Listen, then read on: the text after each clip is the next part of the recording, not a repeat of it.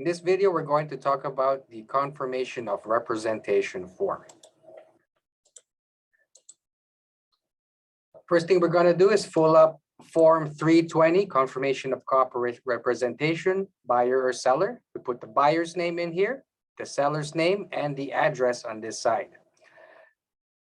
For deals that are done through MLS and we are the cooperating broker, what we usually click are the two boxes, which is the listing brokerage represents the interest of the seller in this transaction, and it's further agreed that the listing brokerage is not representing or providing customer service to the buyer.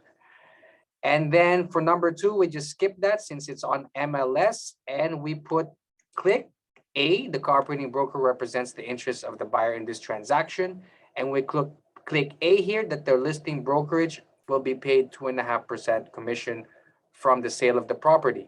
This is the normal and standard way of doing the confirmation of cooperation 95% of the time on MLS, right? But say you're the listing brokerage and a customer or a purchaser approaches you directly and wants to purchase the property from you, and they don't want you to represent them. So all you have to do is click number two. The listing brokerage is providing customer service to the buyer, right? Now, in the event that there is a multiple representation that is involved, say that you have agreed to represent the seller and the buyer also has agreed that you can represent both parties, this is the box that we're going to click, multiple representation. And if there's any additional comments on there, this is where we put it. So for example, it's going to say here to document it that the buyer and the seller has agreed that the listing brokerage Remax Realty One will represent both properties just for this specific transaction. This is where it's going to go. Now, if the property is not listed, we click this one, and the brokerage either does or does not represent the buyer, and the property is not listed, will be listed with other brokerage. The brokerage will be paid the seller in accordance to the customer service agreement. Now we got to get a customer service agreement in place, and that's where it's going to state the commission.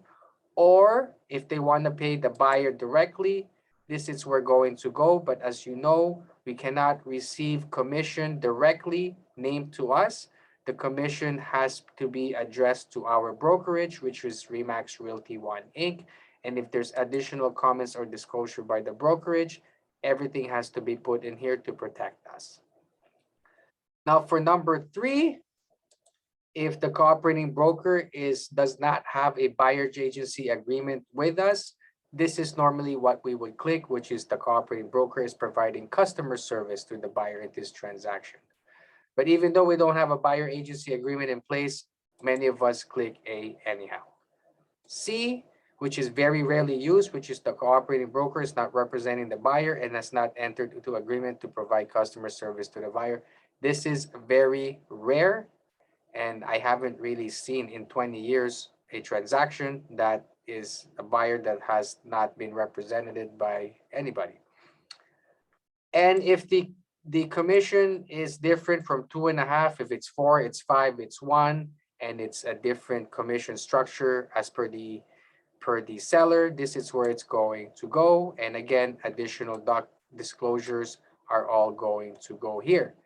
This is where the signature, where the brokerage is signed, and this is where our buyers or sellers sign this form. And that's how you complete the cooperation of confirmation of representation. And if any of you have any questions or need clarification, please feel free to reach out to Remax Realty One Inc. training, and we'll see you at the next video.